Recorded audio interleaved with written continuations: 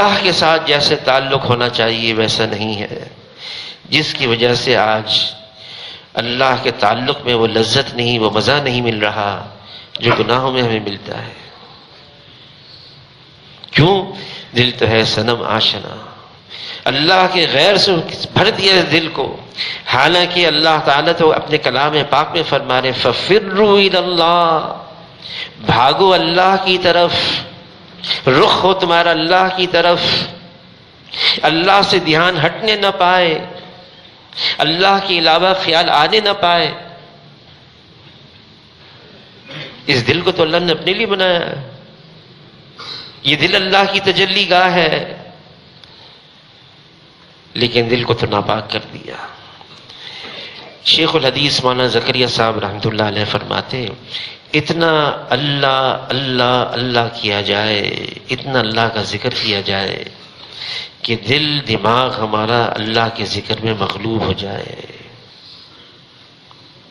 پہلے زمانے میں خوب مجاہدے ہوتے تھے، چلہ کشی بزرگوں کے پاس، نفس کو مغلوب کرو، مطیع بناؤ، رام کرو، اس نفس کو مہذب بناؤ، اس کے لیے بڑے مجاہدے، بہت مشقت اٹھاتے تھے۔ لیکن اب حضرت شیخ نے فرمایا کہ ہمارے قوا کمزور ہو گئے ہیں، ہم اس کا تحمل نہیں کر سکتے اتنے مجاہدے کا۔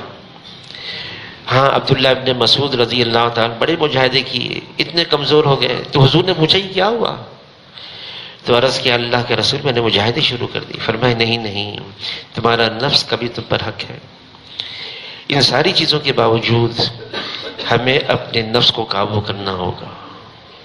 مولانا یوسف لدھیانوی صاحب رحمۃ اللہ علیہ فرماتے تھے شتر بے مہار نہ بنو، ایسے اونٹ نہ بنو جس کی نکیل نہ ڈلی ہوئی ہو، جدھر چاہے منہ مار دیا، جدھر چاہے وہ چلا گیا، جی میں آیا جدھر چاہا وہ دیکھ لیا ہم نے۔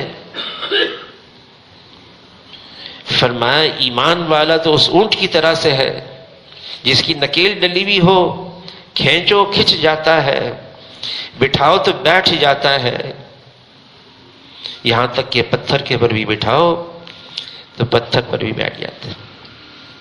جو نفسانیت کے اندر مبتلا ہے، جو اپنی خواہشات پر زندگی گزار رہا ہے، کبھی بھی اس کی زندگی اطمینان والی ہو نہیں سکتی، وہ پریشانی رہے گا۔